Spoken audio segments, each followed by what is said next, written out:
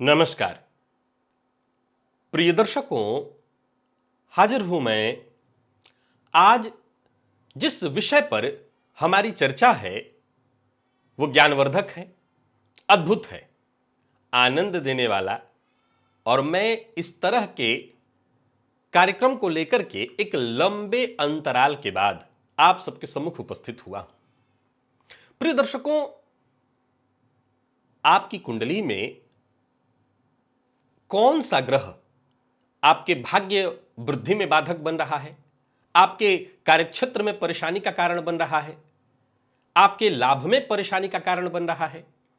वैदिक ज्योतिष से संबंधित बहुत सारे तथ्य, सूत्र, उपाय मैंने आपको पूर्व में बता रखे हैं। आज आपको अंक शास्त्र यानी अंक ज्योतिष और वैदिक ज्योतिष दोनों के समन्वय से एक ऐसा सिद्धांत बताने जा रहा हूं जिसे समझकर आप अपने कुंडली के 12 भाव में कौन बाधक आपके लिए बन रहा है, आपके विकास में कौन ग्रह बाधक बन रहा है, उससे संबंधित उपाय करके अपनी परेशानी को दूर कर सकते हैं। सामान्यतः देखा जाए तो इस तरह के कार्यक्रम को मैं प्रायः बोर्ड पर बताता रहा हूं क्योंकि इसमें थोड़ा सा जोड़ना भी है, लेकिन यह विषय इतना सरल है कि यह उंगली पर गिना जा सकता है, इसलिए मैंने बोर्ड का इस्तेमाल नहीं किया।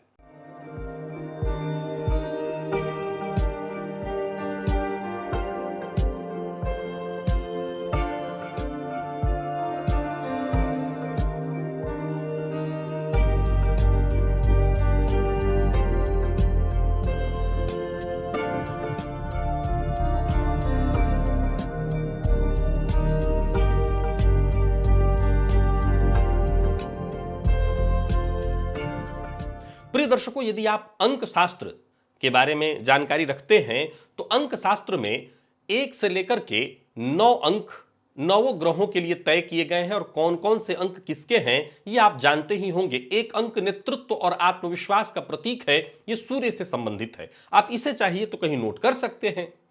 जो 2 अंक है वो संतुलन और संवेदनशीलता से संबंधित, ये चंद्रमा से संबंधित है।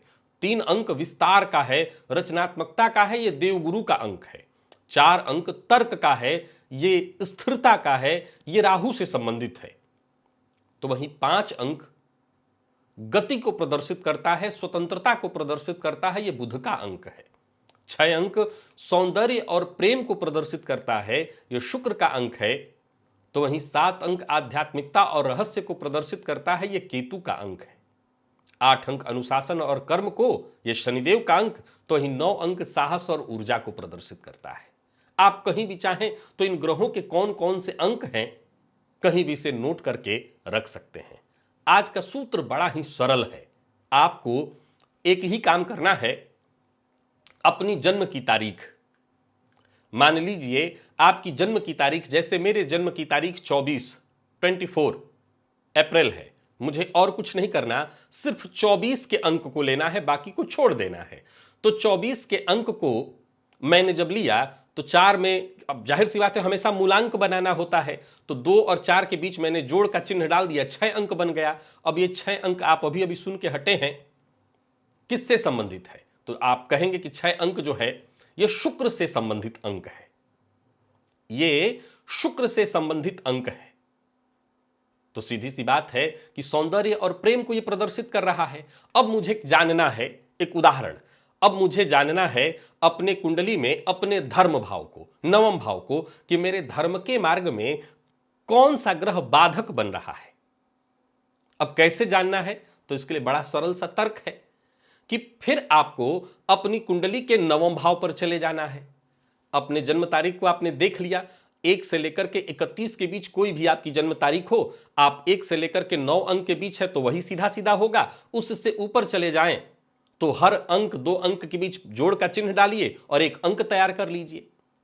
इसके बाद आप जन्म कुंडली के जिस भाव से संबंधित जानकारी लेना चाहते हैं उस भाव के अंक को देखिए। तो वहां भी आपको 9 के बाद 10, 11, 12 3 अंक ऐसे मिलेंगे जो 2 की संख्या में होंगे।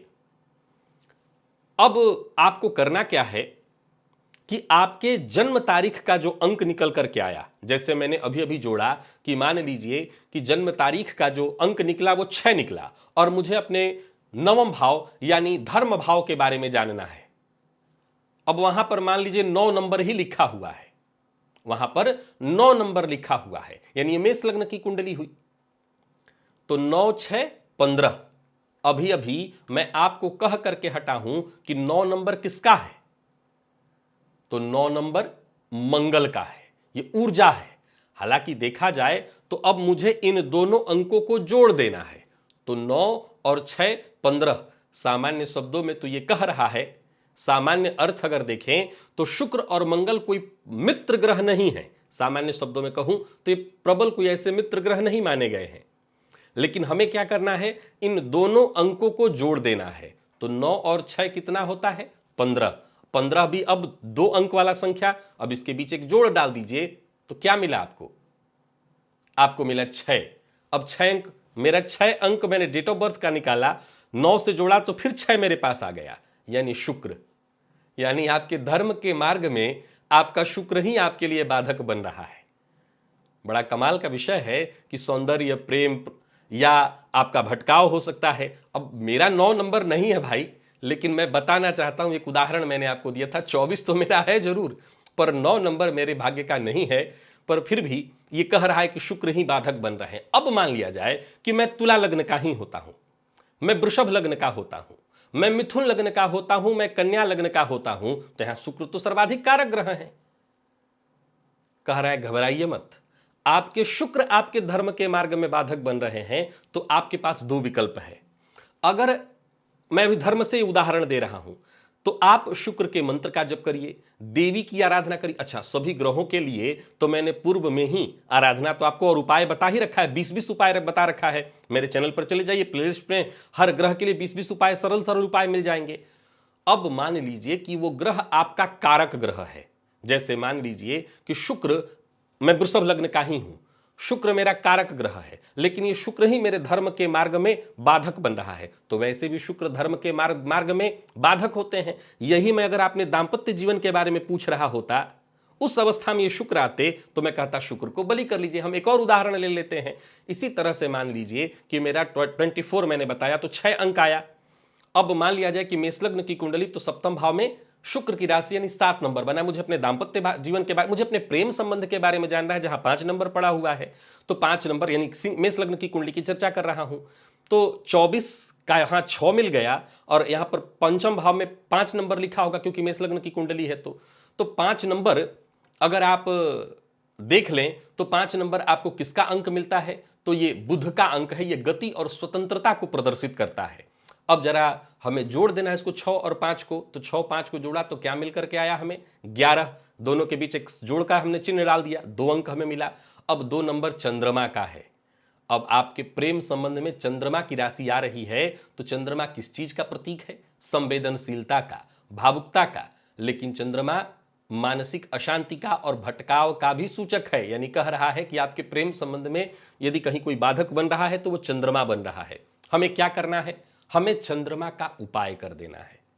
मैं जो सिद्धांत आपको बता रहा हूं ये बड़े कमाल का है, आजमा लीजिएगा, आपको आनंद आ जाएगा। ये कह रहा है कि अगर प्रेम संबंध में बाधा उत्पन्न हो रही तो अपने चंद्रमा को ठीक करिए। आप चंद्रमा से संबंधित उपाय करिए।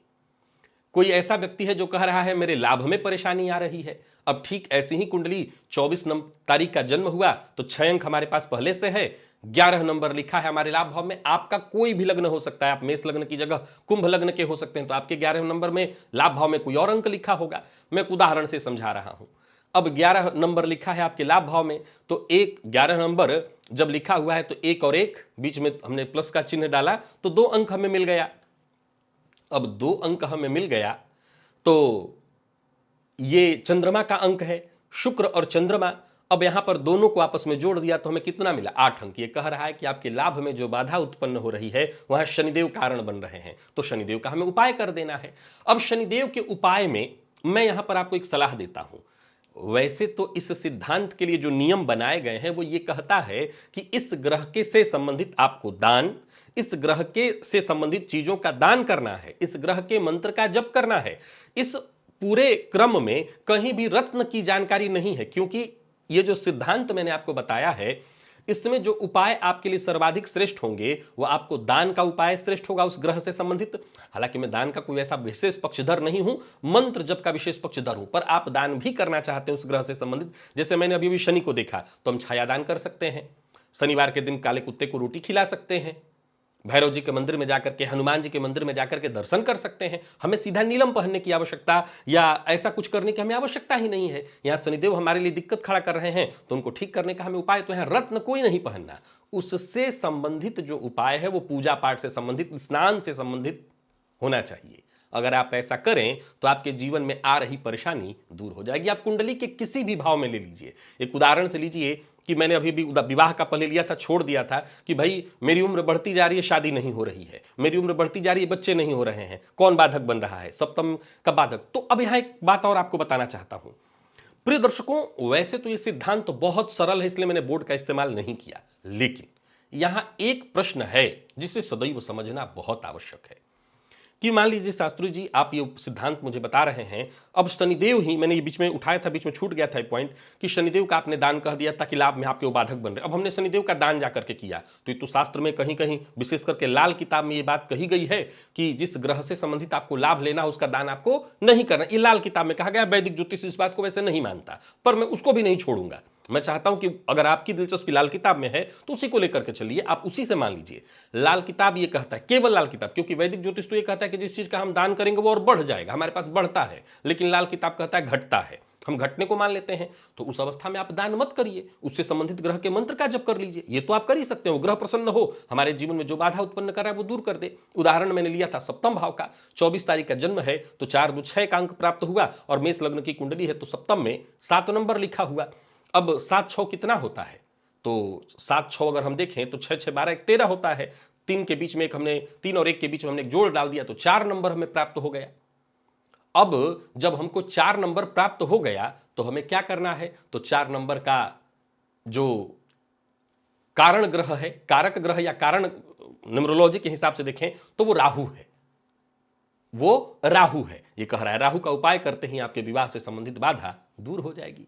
है ना कमाल का विषय? बहुत अद्भुत जानकारी आपको दिया है मैंने। आप शेयर करना चाहें तो इसे शेयर करिए ताकि लोगों को फायदा मिले, आप इसका आनंद लीजिए। आज के लिए बस इतना ही, इजाजत दीजिए, पुनः मुलाकात होगी। तब तक के लिए नमस्कार।